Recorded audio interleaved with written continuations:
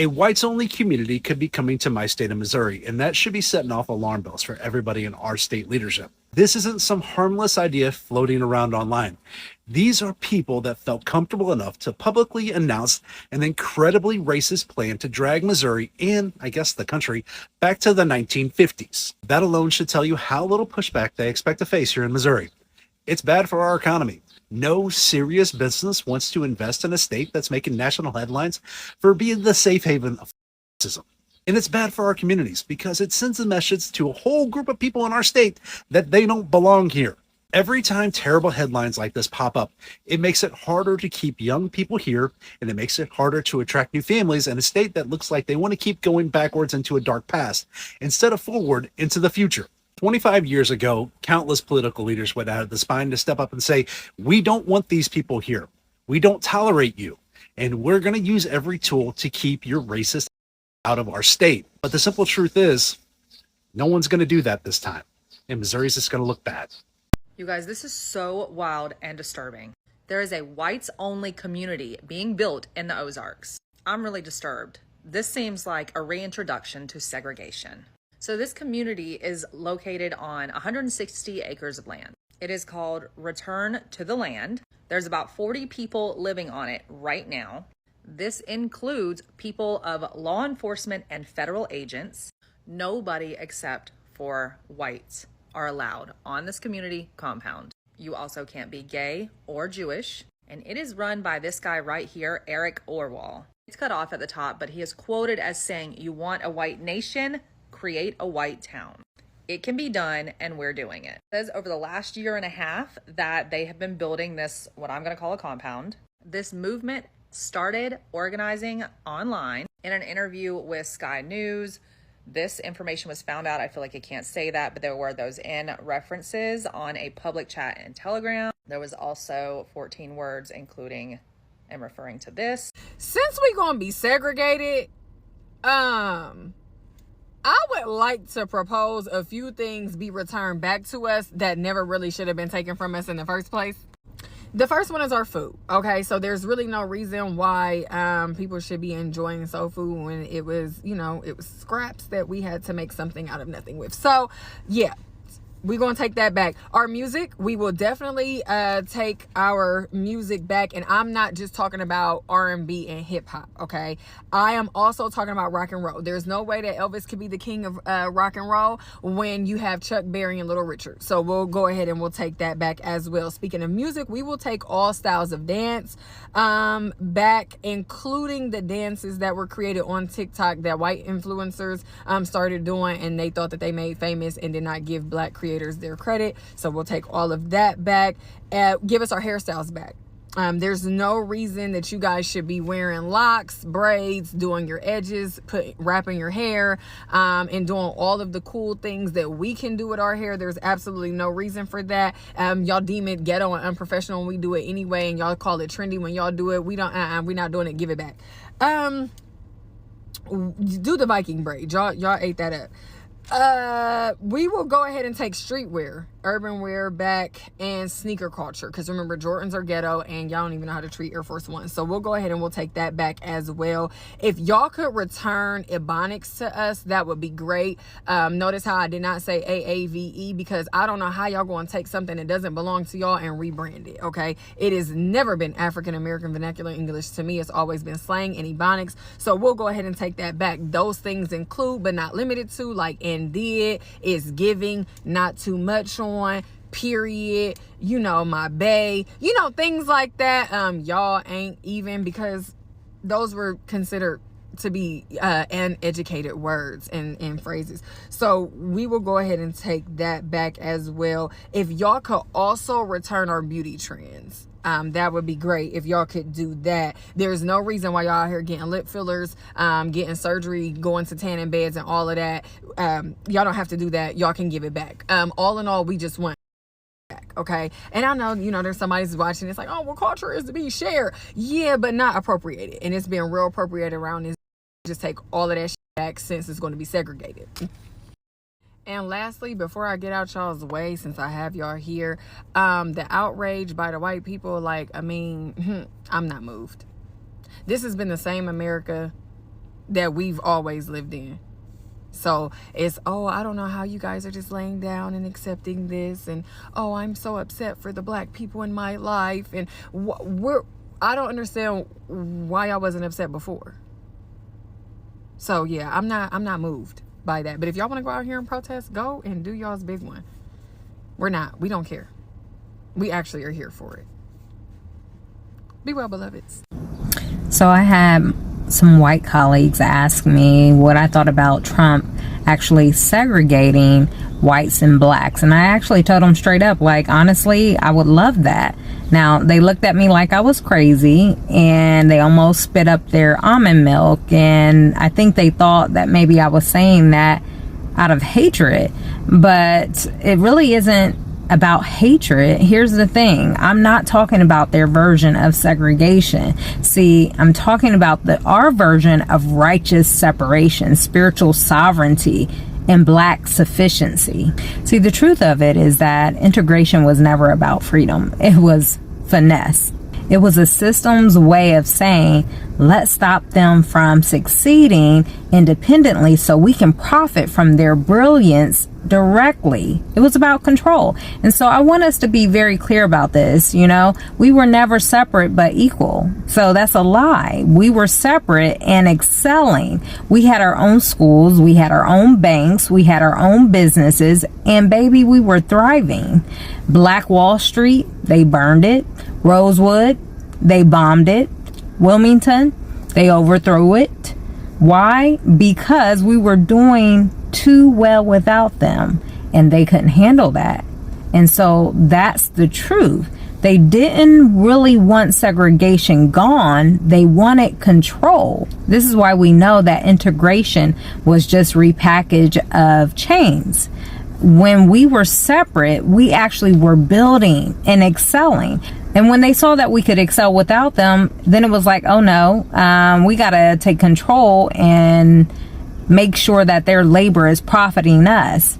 So right around that time, they rolled out this whole standardized testing, ACT and SAT. Y'all remember that? They created this IQ ranking to measure their norms, not our brilliance. And then we were said we were behind when we really weren't.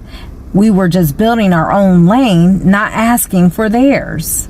See, I don't know about you all, but I'm kind of tired of the lies. It's very exhausting, you know, just the lies that continue to be promoted. And I want to talk about the melanin, because this whole thing that we're not smart enough, that we're not bright enough, is simply just a lie. And so, you know, all this testing that they're doing, and I have kids in school, and they're made to feel that they cannot achieve. And I have to remind them about their actual superpower, melanin. See, not just your skin tone, but in your brain, specifically neuromelanin, that rich dark pigment found in areas like the substantia nigra, which are critical for learning and memory and decision making and emotional regulation. See, if you don't know, then you won't know how to respond. But when you learn about the studies that have actually linked the neuromelanin to higher concentrations and how it's related to enhanced memory and processing and higher intelligence and faster reaction times, then you know why they have hidden this information for so long. Because when you have higher melanin, you have stronger brain resilience against degenerative diseases. So translation to that is melanin doesn't just make you glow, it makes you grow. So we know that it's not coincidental that people with more melanin have historically been creators, inventors, innovators across every discipline, while also being the most suppressed, because they know that the more melanin you have in your body and in your brain actually produces higher intelligence. So the Bible also says this too in 2 Corinthians chapter 4, verses 7. It says he placed treasures in earthen vessels. What treasures? It was in us all along, right? So we have more melanin, and we know that people with less melanin, because it's a recessive gene and it's a mutation, lack the same level of intelligence, of many different benefits that come along with that. What's so interesting about it is that we're supposed to be looking at this as if it's something negative. But why is it negative when every other cultural group does this? Group economics. See, the truth of the matter is they have stolen from us so many different things, and yet we still survive. And so I don't want to offend, but I have to be blunt here. When we invented it, they patented it. When we built it, they banked on it. So everything we created, they made sure they benefited off of it. Just like Louis Latimer, he actually developed the light bulb, but Edison got all the glory for it. And this has been going on through history. We know that Granville T. Woods laid the foundation for trains. Corporations got the contracts. Dr. Patricia Bath revolutionized eye surgery. The system licensed the tech. Black music became white record labels, billion-dollar industries off of our talent. Every time we create, they capitalize. We are the genius, but they control the royalties. It's quite interesting, isn't it? So when we talk about the facts and segregation, I want to be very clear. It's not racist. We have to understand the dynamics of this. See, the black dollar actually is the fastest running dollar in America. So let's do the math here. And I think it's quite funny. Black people have spending power over 1.6 trillion. But guess what? That dollar stays in our community just for 6 hours. While the white community, their dollar stays in their community 17 days. And guess what? Asian communities, it stays in their community 20 days. Jewish communities over 3 weeks. Why? Because we're systemically disarmed from owning what we build. And this is no coinky dink. The scripture said this would happen. So now our dollar does the labor, but the system collects the check. And this is why I support segregation on our own terms. See, that 400 years of slavery is over. And when I say that I want us to be segregated, I don't mean oppressed. I mean organize. Let's build black banks again. Let's educate our babies on the truth, not whitewashed lies. And let's support black farmers, black techs, black healing, black brilliance. And no, it doesn't mean I hate white people. No, it means I finally love us enough to stop begging for scraps from a table we built but never welcomed to. See, the Bible told us about this, yet we hop, skip, and jump over the fact that Deuteronomy 28, 43, and 44 already said it. It says, the stranger shall rise above you high, and you shall come down low. They shall lend to you, but you shall not lend to them. And this is exactly what has been happening for 400 years plus years. We built houses, businesses, schools, and they took them and taxed them to death. But beloved, there's hope, because Deuteronomy 30:3 also says, and Yah will turn your captivity and have compassion upon you, and will return and gather you from all nations. So yes, I welcome segregation, because restoration is already in motion. And I want y'all to understand this. We are not asking for more. We're building. See, we were never given anything from you all. I'm not asking to sit at somebody's table anymore. See, I'm trying to go along with scripture and build my people, gather my people, not because they are more melanated, but because we need to know that we serve the Most High and that He's going to take care of us, because separation was never our curse. It was our covenant. And now it's our strategy. It says to come out from among them, be ye separated. 2 Corinthians chapter 6, verse 17. So this isn't about racism. It's about us reclaiming what is already ours. I was watching a video earlier by a Bohemian Sister talking about the issue of segregation and how she believed that segregation would be harmful to America, and how she believed it would be harmful in general to us as melanated people. And she used one of her videos talking about someone in the 1950s describing segregation during that time period, and how, it was a very difficult time for black men and women because of the whites only this and the whites only that. And I commented on her channel very similar sentiments to these content creators. And shout out to Freedom in Yeshua Ministries, this young lady here. She has amazing work. And I love so many of the things that she said, because the thing is that segregation, the way it's intended to be, is not problematic. This is not what happened in the 1950s. So in the 1950s, it was about annihilation for us. It was about oppression. It was about trying to destroy us as a people. It was not about separate but equal, which was originally what the intent of the civil rights movement was. And we saw that in the 1920s that our ancestors were thriving. They were thriving with Black Wall Street and Rosewood, and every single time that we had our own segregated communities, because we were thriving, the jealousy rose up in the white American population, and they then destroyed what was being built. Lake Lanier, so famous for being destroyed as a community and having a lake built upon on top of it. Segregation is not the issue for many of us, because we already know that we as a people are able to function just in a way that is in excellence in everything that we do. We have been systematically oppressed for a very, very, very long time, and the playing field has not been even. But the problem is that you have some people in our community that believe that they need to stay within the proximity to other nations in order for them to be able to have some type of genuine life experience.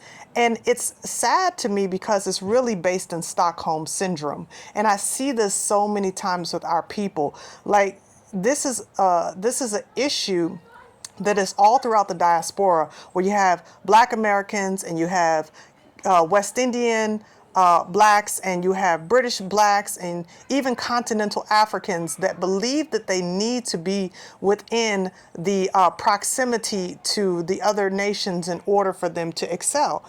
And it's sad because when you're outside of that scope, when you're outside of, seeing the other communities around you all the time, then you realize that we actually would do just fine by ourselves. Now, does that mean that I have an issue with being around other people groups? No, I don't have an issue with being around other people groups that don't have an issue with me. But the problem is that there are so many colonizing mindsets among these other nations that many of them I don't want around me anyway. So when it comes to those who are for us, when it comes to those who actually want to build us up and not tear us down, I have no problems with them. But when you're talking about having, these white only towns, and it's for these Christian whites and all of that, I say go for it. Go ahead and do you, boo. Why? Because at the end of the day, they are being more authentic to the white supremacy religion that they follow, and they call, AKA Christianity. They're being more authentic to themselves and to their beliefs than a lot of people who are benefiting from the integration of society. And it's not because they actually honor us as a community, but because they're able to extract from us as a community. So it's not that, I want to be around other nationalities. I want to be around so-called Black people because I actually have great friends and great groups and I have great respect and all of that stuff. No, it's because they know that they're benefiting from us, that when integration happened, we became on the bottom even more economically, and they rose to the top even greater. So no, they're already separating themselves, segregating themselves in their neighborhoods. We see it all the time. When one of our brothers will go out there working for FedEx or Uber Eats or any of those other services, and we'll have a Karen call the police on him because he's in her neighborhood. So I say go ahead and let these white Christians establish their compounds and whatever it is that they want to establish, because at least they're being a bit more authentic to who it is that they really are at the core of their being. So the issue of segregation, for me, I am pro-segregation. I know some people would take offense to that, but I say, you know what? Every every other demographic in the world. They congregate amongst themselves by and large, and no one else has a problem with that. But when it comes to us, yes, it is always a problem because we're supposed to continue to allow people to access and benefit from us, but we are supposed to continue to stay on the bottom of the rung, on the bottom of the totem pole, and that has to change. So, you know, hey, listen, if they want to segregate, let them segregate. If we want to segregate, let us segregate, because at the end of the day, it's all a segregation anyway, but it is a class issue when it comes to us. They just don't want us to be able to be on the same playing field economically because they know we'll dominate. But those are my thoughts. Let me know what you think in the comment section below. I am so excited about the Israelite book sale that is going on. Thank you to those of you who have been taking advantage of the sale. The sale ends tomorrow. It is from the 22nd to the 25th. So the sale ends tomorrow. So if you have not gotten an opportunity to grab your copy or copies of Israelite, you want to grab them ASAP. Thank you so much for grabbing them. For those of you who have, I'm already processing orders and I'm looking forward to getting those books into your hands. So just a reminder, go ahead and click the link below. It is pinned in the comment section and take advantage of this ongoing birthday sale from July 22nd to July 25th. And I will see you all in the next video. Thank you so much once again. Love yourselves without hating your enemies. Until next time, Yah bless and salama.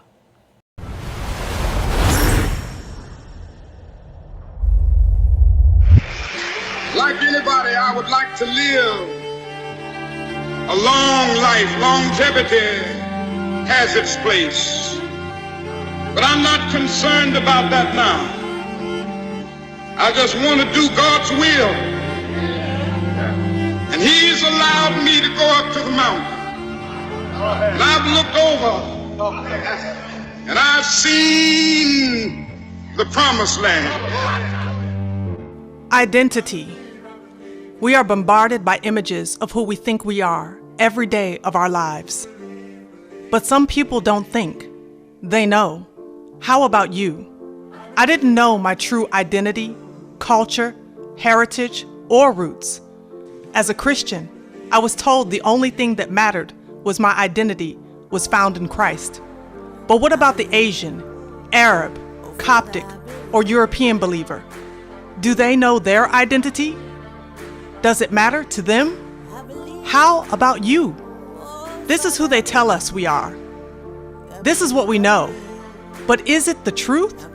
Take a journey with me as I share my story of faith and identity and discover why both life in the Savior and identity matters. Why our past, present, and future hinges on the knowledge of our true identity. Why all believers in the Messiah must wake up before it's too late. As the world gets darker, it is time for Yah's people to shine their light. Who you really are is one of the most important questions on earth. It's time you knew. Israelite. Israelite. Israel. Israelite. Israelite. How to know your identity without losing your Savior. Israelite!